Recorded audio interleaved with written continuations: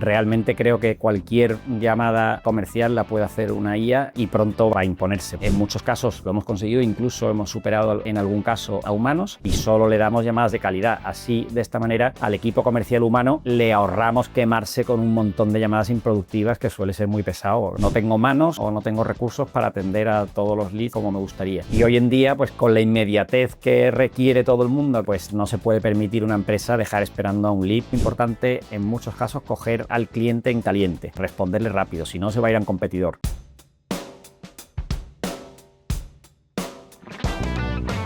Bienvenidos al nuevo episodio de No Surrender. Hoy tenemos a un invitado muy especial, Borja Serra. ¿Qué tal? Muy buenos días. ¿Cómo estás? Muy bien, nada, muchas gracias por acogerme, gracias a los que estáis detrás de las cámaras escuchando y nada, espero no aburriros mucho. Hoy tenemos un temazo, que es básicamente la inteligencia artificial, que es un tema del que todo el mundo habla, y sobre todo en tu caso, al ser especialista, al final has cofundado Michi, que es una empresa que ha revolucionado el mundo de las ventas, de la inteligencia artificial. Luego ya entraremos más en detalle, pero estamos muy emocionados de poder tratar el tema. Pues Así muchas gracias. Y por puntualizar, inteligencia artificial aplicada a ventas por teléfono. O sea, nosotros hemos creado una herramienta de IA por teléfono. También emprendiste en sectores más tradicionales como el financiero o el automovilístico y ahora sí que estás en el DevTech. Así que bueno, primero te haremos unas preguntas rápidas y luego ya nos introduciremos más en tu trayectoria. Muy bien. Pues primera pregunta, Borja, ¿cuál ha sido el reto más heavy, más importante al que te has enfrentado a lo largo de tu vida profesional?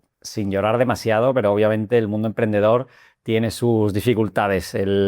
Hemos pasado épocas sin cobrar, etcétera. Pero yo diría que lo que más me ha costado a mí personalmente es el tema de ser capaz de pivotar, de moverme de una idea a otra más rápidamente, porque es fundamental. Para ser ágiles es importante pivotar rápido. ¿Y un libro, un podcast, un recurso que te haya servido mucho para empezar a lanzar startups? Buah, yo voy acumulando libros y me cuesta, como la pila que tenéis ahí, me cuesta horrores darle salida. Voy acumulando más de los que saco, pero sobre todo yo creo que está súper bien todo lo que tiene que ver con Y Combinator, que al final son de los mejores en este mundo de la startup, y hay un montón de recursos en vídeo, podcast, que te explican de 0 a 100 absolutamente todo para un emprendedor y nuevas tendencias en Estados Unidos y tal, que al final pues son los más punteros en esto. ¿Y qué pesa más en el early stage, el producto o el equipo? Bueno, yo creo que de largo el equipo. O sea, yo de hecho he recomendado a muchos emprendedores y la vez que mejor nos ha salido lo hemos hecho así. Salir sin producto, o sea, el producto casi es lo de menos. El producto va a evolucionar muchísimo, es importantísimo que el equipo sea capaz, uno, de ser resiliente, de ser capaz de salir de momentos que no siempre son todo color de rosa, os podéis imaginar, y de moverse rápido, de tener mucha energía, muchas ganas, de ir tirando para adelante a pesar de las dificultades que todos tenemos. Y el producto llega, o sea, conforme más hablas con clientes, acabas sacando el producto necesario. Y como última pregunta, una herramienta de inteligencia artificial que uses en tu día a día, pero que si se eliminase, cambiaría tu rutina. Bueno, fundamental la nuestra, no, pero aparte, yo diría que pues los típicos ChatGPT, yo intento probar todos, Gemini, Grok, todo lo que voy viendo que sale, me intento al principio obligar hasta que se convierte en una rutina. Y creo que te vuelve hiperproductivo, que te da unas alas brutales. Estamos viendo la punta del iceberg y yo creo que estamos en los inicios, o sea, lo que viene por delante va a ser muy bestia. Hoy yo uso muchísimo estas herramientas de chat tipo ChatGPT, etcétera. Y creo que deberíais, todo el público que lo oiga, el que no lo esté haciendo, que se ponga las pilas porque es fundamental y ayuda muchísimo. Empezamos por el principio, para todos aquellos que no te conozcan, ¿quién es Borja Serra y cómo llegaste al mundo de la inteligencia artificial aplicada a las ventas? Bueno, Borja, por irme muy para atrás, nació en Sevilla, aunque con familia también de aquí, de Barcelona. Y bueno, pues he estudiado Administración y Dirección de Empresas. Siempre me ha divertido mucho el mundo de los negocios, de montar empresas, de crear cosas. Y aunque he trabajado también para terceros en un principio, pero bueno, pronto fui viendo que lo que me divertía más, lo que me motivaba y tal, era montar negocios. Y bueno, he pasado por varias startups que he ido montando. Algunas han salido bien, otras no tan bien. Eso suele pasar. Y nada, pues después de, bueno, con mi socio Jorge, después de darle muchas vueltas a un proyecto que queríamos montar, muy relacionado con lo que hoy es Mitsi, fuimos hablando con clientes, viendo un poco la necesidad que tenían y nada, bueno, pues nació Mitsi. En un principio el producto no tenía nada que ver, pero bueno, ha ido evolucionando relacionado con el problema que queríamos resolver de agilizar la velocidad de las ventas, intentar hacer más automático, intentar mejorar la eficiencia de las ventas. Pues vimos que de repente la inteligencia artificial estaba estallando, como estamos viendo todos, y que la capacidad de la tecnología era brutal y que permitía hacer lo que hoy es Mitsi. Total, que decidimos embarcarnos a muerte con esto y bueno, el mundo de la IA nos viene un poco a los dos. Yo creo que porque los dos nos divierte la tecnología, especialmente Jorge es la parte tecnológica de la empresa, pero a mí tengo una parte de friki bastante importante y me divierte todo lo que sea innovación, tecnología, y ya lleva muchos años dándole vueltas al tema de la IA que realmente venía algo muy potente. Y bueno, pues se alinearon un poco las dos cosas. Queríamos resolver un problema que veíamos que era real, que hablábamos con clientes y que necesitaban resolver. Y sumándole la IA, pues conseguíamos hacer algo muy potente. Justo ahora lo comentabas, ¿no? Que al principio pues intentaste emprender por un lado o por otro. Me imagino que dar con el clavo con Mitsi pues no habrá sido fácil. Has pasado por Homes Rocket, por eTraductores, por GasPay. Exactamente, ¿qué aprendizajes clave te llevas de cara a haber emprendido con Mitsi? Bueno, aprendizajes, no te das cuenta, yo creo, de cuando has ido andando el camino, piensas que las cosas ya casi que las sabes de haber nacido con ello, pero para nada. En el fondo, cada día vas aprendiendo cosas nuevas. Yo diría que de a lo mejor de el primer proyecto emprendedor así relacionado con tecnología, pues me pasaba, y yo creo que le pasa a muchísima gente, que empezabas con un miedo de querer de contar la idea pensando que te la va a copiar cualquiera y tal. Y ese primer miedo que hay que quitarse, por supuesto, y que yo creo que lo hemos aprendido bien. Ahora no me importa en absoluto, incluso a competidores directos, sentarme con ellos y contarles al libro abierto todo lo que hacemos, cómo lo hacemos, porque en el fondo es tan complicado triunfar que es que no me importa dar algunas pistas. Siempre recoges también mucho, o sea que hay que compartir desde el primer minuto tu idea y siempre recoges muchísimo. Ese diría que es el primer miedo. El segundo, que creo que también es bastante habitual, es salir al mercado, enfrentarte a un cliente cuando todavía no tienes producto o cuando tu producto es una basura. En los inicios es normal que las cosas no estén todas perfectas, y hacer una demo, por ejemplo, de un producto que no funciona y que te deje con la cara colorada, pues obviamente no le gusta a nadie. Pero hay que hacerlo, hay que salir pronto a la calle, hay que salir pronto a explicarlo, a contar tu historia, a hablar con clientes y coger feedback de verdad. Si no, te encierras en tu oficina con tu equipo, tenéis unas ideas maravillosas, pero que en la calle no tienen aplicación. Para ti son las mejores ideas del mundo y cuando sales por fin a la calle es tarde. Has perdido meses, has perdido un montón de esfuerzo, de dinero a veces, para un producto que realmente no tiene encaje con tus clientes. Entonces es mucho mejor perderle el miedo y salir a la calle aunque no tengas todavía algo decente que presentar. ¿Y en qué momento viste que en el mercado había una oportunidad para automatizar llamadas de comerciales a través de la IA? De hecho, ayer mismo nos estaba diciendo alguien del sector, dice, no entiendo cómo habéis llegado a esto si no venís directamente del sector. A ver, en realidad yo me dedicaba a ventas toda mi vida de laboral, pero bueno, ha sido un poco casualidad. O sea, empezamos con una herramienta que veíamos que era capaz de, bueno, de conectarse con diferentes servicios, que éramos capaces de aumentar la productividad, sobre todo, bueno, cubriendo diferentes ámbitos, pero sobre todo enfocado a ventas. Y a base de hablar con los clientes, pues dimos con este problema que era compartido en muchas empresas. Tardaban mucho en responder a los leads. Hay gente que está interesada en comprar un producto, y a nosotros nos ha pasado, seguramente a cualquiera de vosotros o de los que nos estén escuchando, les ha pasado que a veces estás interesado en comprar un producto y te pone los nervios, dices, ¿cómo puede ser que yo estoy queriendo comprar y no me están respondiendo? Te llevas una mala impresión cuando estás dispuesto a... Y obviamente no es por falta de interés de la empresa, a veces es, oye, no han dado contigo, o no tengo manos o no tengo recursos para atender a todos los leads como me gustaría. Y veíamos ahí pues una ineficiencia muy grande, empresas que tardan mucho en responder a sus clientes y clientes que se van enfriando, que dejan sus... Y hoy en día, pues con la inmediatez que requiere todo el mundo, que cada vez es más todo inmediato, pues no se puede permitir una empresa dejar esperando a un lead enfriarse.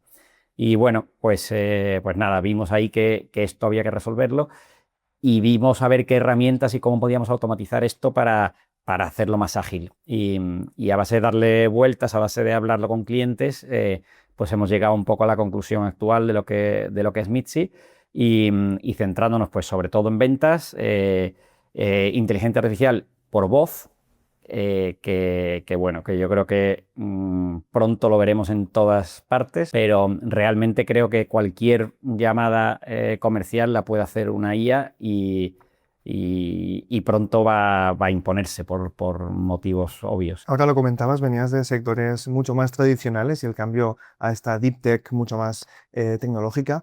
En este aspecto me imagino que ha sido un cambio de mentalidad, un cambio de planteamiento totalmente distinto. ¿Cómo ha afectado esto a la manera de operar? Bueno, respecto a el cambio de paradigma, como si dijéramos, cambio de venir de sectores más tradicionales a sectores más tecnológicos, obviamente hay un cambio importantísimo. Yo diría que a nivel cultural te tienes que ir haciendo a esto, y no tiene nada que ver pues la vida o el trabajo, el día a día en una gran corporate, a lo mejor. Trabajé antes en banca o en el mundo del software también, pero gran empresa, gran corporate, con una startup. Las startups tenemos que ser mucho más ágiles, y por contra, las grandes empresas pues tienen que andarse a veces con pies de plomo, porque no pueden romper demasiadas cosas, y tienen un riesgo reputacional más grande. Entonces, nosotros nos podemos permitir ir más a saco.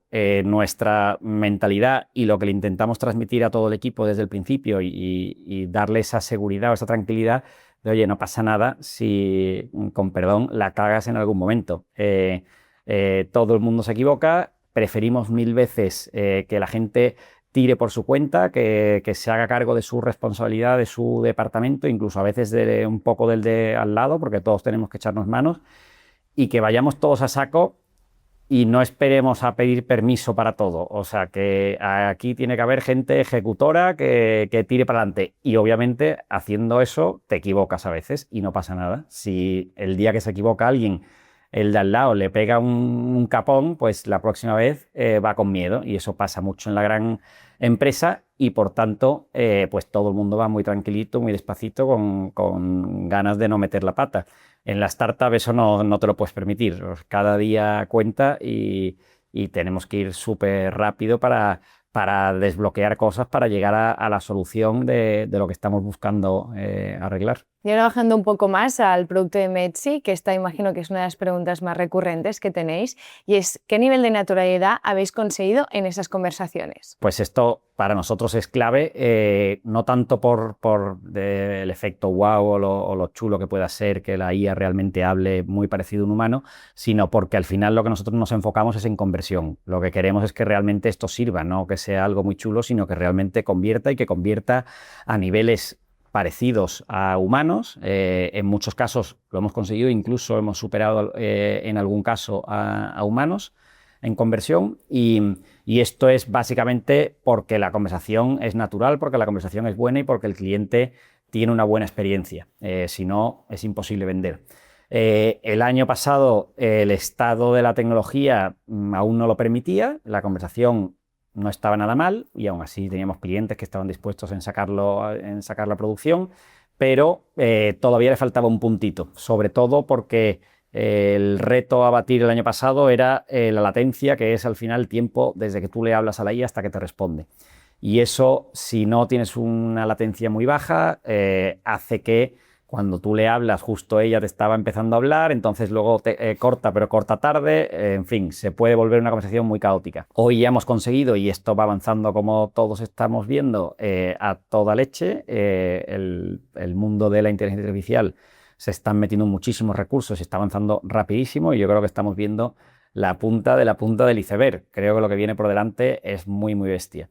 Y bueno, pues ya hemos conseguido tener una latencia, yo diría que 0, igual a una conversación humana, y esto ayuda muchísimo a la naturalidad, y poco a poco estamos entrenando nuevas voces con diferentes acentos, con diferentes tonos, dándole a veces más espontaneidad, depende del cliente, nos pide más empatía, más un tono más formal o más cercano.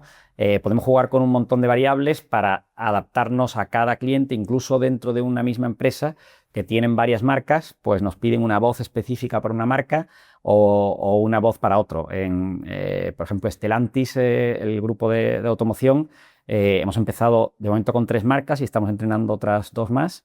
Pues cada marca quiere su voz personalizada para que, como si dijéramos a nivel de marketing, lo relacione el cliente, esa voz y ese tono, con esa marca. Y también hay marcas más enfocadas a público joven y marcas a lo mejor más premium, enfocadas a un público más senior, pues necesitan otro tono de voz diferente. Y a día de hoy, ¿cuáles dirías que son las empresas o sectores que están utilizando mejor esta solución? Yo creo que está todo el mundo con los ojos abiertos, todo el mundo queriendo buscar soluciones de IA para sus empresas que tengan aplicación real. Esta es una de ellas. Hay un montón de sectores que están queriendo probar y cada día nos sorprende con nuevos sectores, nuevos casos de uso, cosas que hasta ahora no conocíamos, no nos hacíamos a la idea de que podía tener sentido ahí, y nos están llegando por todos lados, aunque a nosotros principalmente nos está funcionando muy bien el sector de educación hasta ahora. No sé si un poco por casualidad, porque tenemos ahí más casos de éxito y eso da confianza, y por tanto pues más players de educación se animan a probar, y ya en parte pasa a veces pues un poco el FOMO. Ves que si tu competencia lo está usando, ostras, ¿yo por qué me estoy quedando atrás? Tengo que probarlo. Y ya cuando lo pruebas dices, wow, realmente me funciona. Educación no funciona muy bien, pero bueno, hay otras verticales que también están tirando. ¿Y cómo personalizáis a cada agente de IA para que pueda entender bien el contexto y los objetivos del cliente? Ahí hay 2 partes, yo creo. Una, conocer muy bien al cliente. A veces vamos de la mano de algún partner que ya lleva tiempo trabajando con el cliente y los conoce muy bien, conoce sus procesos, los flujos dentro del proceso comercial, por ejemplo, y por tanto nos transmite muy bien, de manera muy estructurada y muy fácil para nosotros para implementarlo. A veces cuando vamos nosotros directamente al cliente y no es a través de un partner, pues ahí te hacemos una labor consultiva, como si dijéramos, de entender muy bien qué es lo que le duele al cliente, cuáles son sus necesidades, cómo hacen hasta ahora el proceso. Al final es muy parecido a entrenar a un nuevo comercial. El primer día entra como un junior y para eso tienes que formarle en la cultura de tu empresa, qué quieres transmitir, por supuesto el producto, los catálogos de productos de lo que vendas, pricing, etcétera, las dudas frecuentes, manejo de objeciones, todo esto nos empapamos bien de esta parte. Y hacemos un primer entrenamiento interno dentro de Mitsi de un agente nuevo para cada cliente. Con todo el material que recogemos y todo el conocimiento que recogemos, entrenamos a este agente y les presentamos una primera versión. Con esta primera versión es para que la prueben ellos en interno y hagan las pruebas suficientes, nos dan feedback, siempre hay cosas que corregir y mejorar. Y porque al final pues el cliente conoce muy bien su proceso y va a haber cosas que tienen capacidad de mejora, nos lo transmiten, le damos una segunda versión ya con estas mejoras implementadas y a veces ya ahí salimos a producción. En alguna ocasión hacemos una tercera evolución del producto y una vez que salimos a producción no se ha acabado ahí, hace falta seguir evolucionándolo a base de hablar mucho de escuchar muchas llamadas, de estar muy pendiente de realmente la experiencia que están teniendo los usuarios y ver si hay cosas que mejorar, que siempre hay. Y vamos, pues eso, como si fuéramos en un principio un comercial junior, cada vez avanzando más hacia un poco más senior. Probablemente y en el corto plazo no nos vamos a convertir en tu mejor comercial, en el más pro, el más espabilado, porque siempre hay gente muy buena en ventas. Lo que sí vamos a ser seguro de largo es el comercial más metódico, que mete todos los datos importantes de lo que ha surgido en la llamada en el CRM, que lo guarda todo en su sitio y nunca se olvida de agendar una llamada de seguimiento, etcétera. En ser metódicos no nos gana nadie, y siendo un comercial dentro de la media, utilizando las mejores prácticas de tu empresa y muy metódico, pues acaba dando muy buenos resultados. Que por lo menos empatemos con tu equipo comercial, que podamos complementarlo bien, y en ocasiones, pues según el caso de uso, a veces tiene más sentido que algunas cosas las haga la IA y luego, por ejemplo, traspase la llamada a un closer que sea capaz de rematar la venta. Que había escuchado también que es como un SDR, ¿no? En cuanto a metodología, y luego un senior de ventas. ¿Se podría hacer esta comparación? Sí, efectivamente. O sea, de hecho, o sea, donde yo creo que tiene más aplicación, y nos han venido clientes con casos de uso que nos plantean a veces más extraños, a veces muy complejos, no tanto para la IA o también, pero que realmente le vemos menos aplicación. Pero donde de verdad vemos que tiene todo el sentido y que funciona muy bien es arriba del todo el embudo de ventas. O sea, la primera llamada comercial en la que, por ejemplo, te llega un cliente interesado, un lead potencial, quiere que le atiendan siempre, no hay nadie que quiera que la atiendan a los 3 días, todo el mundo quiere que la atiendan a la mayor inmediatez posible. Pues en eso somos muy buenos nosotros. Da igual si entra 1 o 100 clientes a la vez, vamos a coger el teléfono a los 100. Y vamos a resolver las dudas habituales que puedan tener los clientes. Si hay algo más técnico, más complejo para lo que no hemos entrenado a la IA todavía, pues ahí le sugerimos, oye, si te parece, te pasamos con el equipo especialista. Y ahí pues es una manera de complementarnos muy buena. Para ciertas cosas las debe llevar el equipo humano, para otras a gran escala las tiene que llevar la IA sí o sí. Y de esta manera hacemos también un poco de filtro. Hay mucha gente que no tenía toda la información y llama por error. Yo qué sé, en educación que hemos hablado, intentas, oye, que me he interesado porque quiero hacer un curso en tal universidad, un máster, lo que sea. Y a lo mejor hay algún despistado que llama pensando, yo pensaba que esto era un curso gratis y resulta que es un máster que vale 10.000 euros. Pues esa llamada le iba a hacer perder el tiempo a un comercial. Es bueno que se la filtremos. Cuando vemos que realmente hay un interés por parte del cliente final y que realmente el cliente tiene sentido, entonces en esos casos pasamos la llamada al equipo comercial y solo le damos llamadas de calidad. Así, de esta manera, al equipo comercial humano le ahorramos quemarse con un montón de llamadas improductivas, que suele ser muy pesado como labor de ventas. Antes hablabas de la latencia como uno de los retos técnicos más importantes para generar naturalidad. Más allá de este elemento, ¿hay algún otro reto técnico que haya que hacer frente o que ya hayamos solucionado para generar más naturalidad en la conversación? A ver, estamos todo el día trabajando en realmente en esa naturalidad, y todavía hay cosas por hacer, por supuesto, aunque yo diría que ya el nivel es suficientemente bueno para que sirva casi para cualquier caso de uso. A nivel de naturalidad, a nivel de inteligencia, los que habéis probado el típico ChatGPT, Gemini, Grok o similar, estaréis todos igual que yo alucinando con el nivelazo que tiene la inteligencia artificial, que realmente sabe de todo y mucho.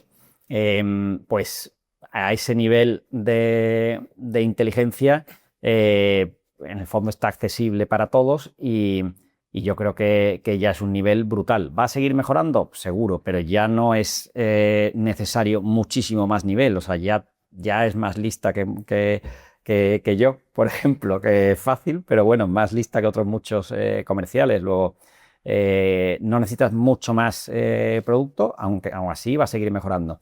Necesitas mejorar posiblemente algunos aspectos de la conversación. Nos ha pasado que un caso de una inmobiliaria muy grande, Aliseda, que tiene una base de datos de pues, cerca de 30.000 inmuebles, y cada uno de ellos en una dirección perdida, algunos en el centro de la gran ciudad, pero otros en el pueblo más remoto, con calles, paseos, avenidas, bulevares, os podéis imaginar todo tipo de direcciones. Pues la dirección es algo complejo, parece que no, pero es algo complejo, porque no solo la base de datos puede estar a veces mal, por ejemplo, mal o no mal, pero que pone AV en vez de avenida, pues tienes que interpretar esto. Una máquina tradicionalmente o le dices exactamente lo que pone o te va a decir que no existe ese inmueble. Eso hay que interpretarlo.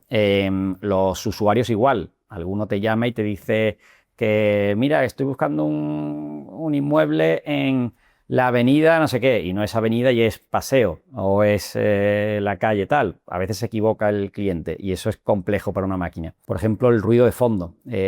Con un cliente nos pasa, con Galería El Coleccionista, hay de todo, pero tienen mucho cliente potencial o cliente que va a comprar, personas mayores que ponen el volumen de la tele a todo trapo. Y entonces la IA no sabe si está escuchando a la persona que le habla o a la televisión. Y entonces le va interrumpiendo la conversación cada vez que la televisión habla más fuerte de la cuenta.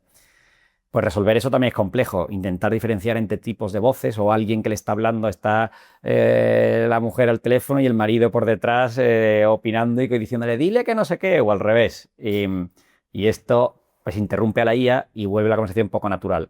Es importante eso, saber diferenciar voces y tal. Y por lo que hace a nivel ético, ¿cómo abordáis estas cuestiones? Tanto, por ejemplo, como el consentimiento o la transparencia del producto en estas llamadas automatizadas. Yo creo que ahí en Europa estamos súper evolucionados, o sea, hay mucha protección para el cliente, aunque pueda parecer a veces que no. Yo lo que he visto es para las llamadas salientes, nunca se le llama a alguien que no ha dado en algún momento su consentimiento. Es cierto que puede ser que no seas consciente, alguna vez has dado tu número de teléfono y le has dado a aceptar las condiciones de que te llamen y lo estás aceptando, y por ahí pues te llama alguna telco que a lo mejor una telco o cualquier otra industria que a lo mejor no es una llamada que estés buscando.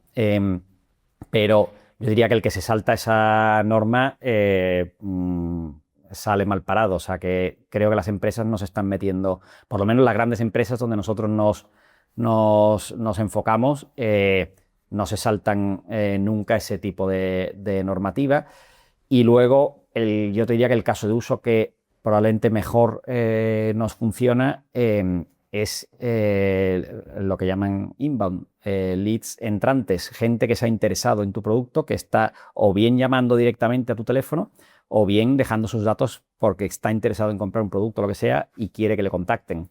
En ese caso, el cliente lo que quiere es que le contacten cuanto antes. Ahora me fijo mucho más, pero es que la típica conversación de tienes que llamar para, yo qué sé, vas conduciendo y pones en llamada que quiero comprar un billete de tren y llamas y te tiene 15 minutos en espera Renfe y quieres matar a alguien con musiquita de fondo. Eso no es de recibo hoy en día. Prefiero 1000 veces que me atienda al instante y que me resuelvan el problema, que es que hoy en día lo puede hacer la tecnología. Entonces, toda la gente que llama entrante y que además, en muchos casos, si hay alguien que no le gusta, por lo que sea, hablar con máquinas, pues no tiene más que decirlo y se le pasa con el equipo humano. Pero para la mayoría de la gente que no le importa, que lo único que le importa es no tanto hablar con máquinas o con personas, sino que le solucionen su problema, sea comprar un billete o sea que he tenido una incidencia con lo que sea y quiero que me lo resuelvan, pues lo que necesitas es velocidad y capacidad de resolución. Por mucho que te atienda una persona, si le cuentas su problema y luego te dice, espérate que te paso, cuando ya le has contado todo durante 10 minutos, espérate que te paso con la persona que lleva estos temas y le tienes que volver a empezar a explicar todo de cero, es desesperante esa experiencia. No creo que a nadie le guste hoy en día ese tipo de llamadas. Y la IA te lo soluciona en un momento. Entiende tu problema, a la primera te dirige a la persona correcta o te lo soluciona de principio a fin, como en muchos casos. Borja, te iba a preguntar si en un futuro verías posible un equipo mitad máquinas, mitad personas, pero voy a reformularlo. A día de hoy, ¿existen equipos mitad humanos, mitad personas? Sí, totalmente. O sea, más ¿Mitad que en un máquinas? futuro, tiene todo el sentido que sea ese híbrido y que se complementan perfectamente y ya lo estamos haciendo. O sea, no es el futuro, es hoy y es hacia donde vamos, o sea, que tiene todo el sentido. Pero creo que en el fondo toda la IA en general, todo lo que estamos viendo, por supuesto que algún puesto de trabajo lo sustituye, pero en muchísimos casos lo complementa y te aumenta la productividad un montón. O sea, los que espero que todos estéis usando algún tipo de inteligencia artificial, sea la de Google, la de OpenAI o la que sea, todos, el que no lo esté haciendo, que lo haga ya, o sea, es obligatorio, porque si no nos va a pasar el tren por encima a todos.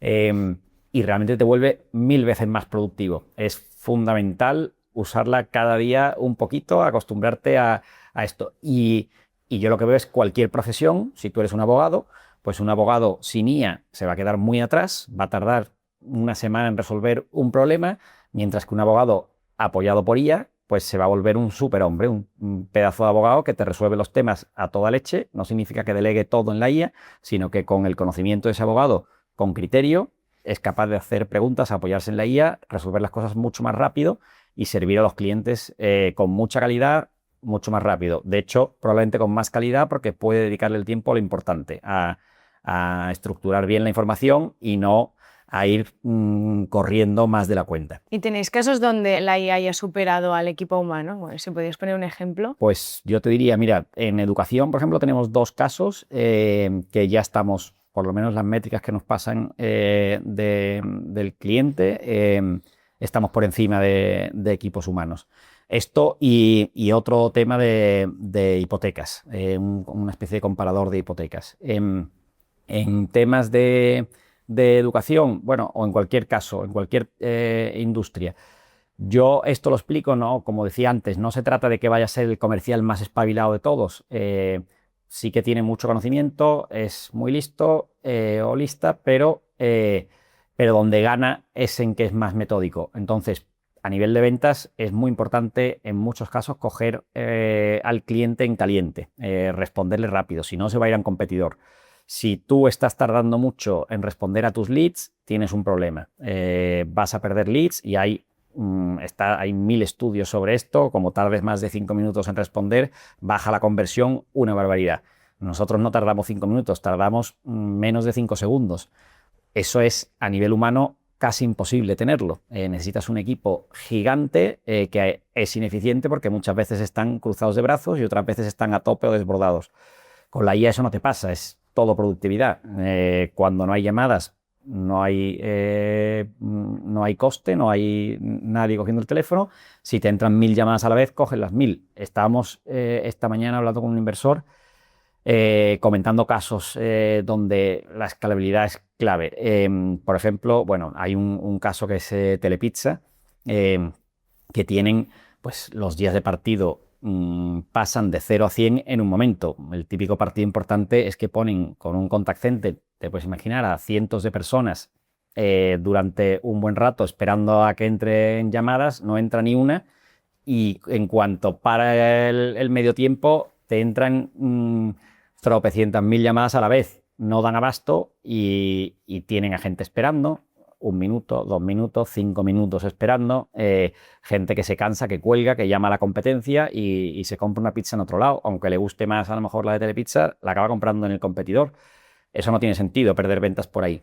O luego, un desastre natural tipo la Dana, por ejemplo, las aseguradoras, que a lo mejor una aseguradora normal, me lo invento, tenga 50 llamadas al día de siniestros, gente que llama para declarar un siniestro, pues de repente pasa de 50 a 50.000 en muy poco tiempo. Eso es imposible de escalar un equipo. De repente tienes que formar, si tenías a esos 50 personas en el call center cogiendo el teléfono, ¿cómo pasas de repente a formar, a contratar, a formar a X mil personas nuevas para un mes después se ha pasado todo, se ha tranquilizado todo y despedirles a todos? Pues es una locura. Y con la IA, cuando tienes entrenado un agente, ya da igual, con ese mismo agente se puede multiplicar por 1.000.000, puede coger todas las llamadas que quiera a la vez. ¿Y qué errores puede cometer alguna empresa que quiera implementar la inteligencia artificial? Nos ha pasado en el pasado y nos sigue pasando, yo creo. Alguno pues dice, guau, sobre todo, no quiero faltarle a nadie, pero yo creo que le pasa mucho al mundo de los informáticos, que dice, esto lo puedo solucionar yo. O sea, es algo técnico, es algo que sé solucionar. Y todas las empresas pues tienen, o grandes empresas tienen un equipo técnico, equipo informático, que puede tomar 2 vías. O, oye, me apoyo en un tercero que esté totalmente especializado en esto y que sepa o tenga la experiencia, etcétera, o dejarme solo, que ya lo hago yo. O sea, el informático que se apoya en un tercero le van a traer las mejores prácticas, le van a ayudar a llevarlo a funcionamiento muy rápido y sin chocarse contra todos los muros que ya nos hemos chocado nosotros en el pasado. El que se lo hace por su cuenta, pues nos ha pasado alguna vez en el pasado y ahora. Es más recursos, piensas que lo vas a tener listo en 2 meses y van pasando los meses y no llegas a tenerlo listo nunca.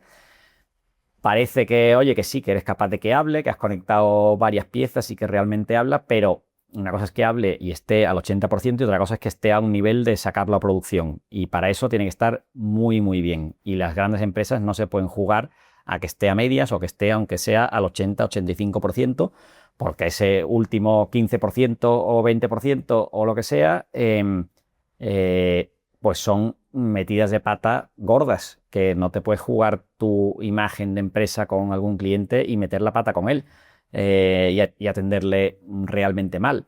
Y ahí, pues yo creo que tener un equipo no solo enfocado con eso, foco 100% todo el día en resolver este problema, en hacer que la IA de verdad funcione y de verdad convierta, sino que haber pasado ya por esto muchas veces, haber visto otros casos parecidos y haberlo resuelto ya de diferentes maneras, pues hace que realmente tengas creo, una calidad superior, que estemos siempre en la brecha, siempre en la máxima calidad posible que haya en el mercado.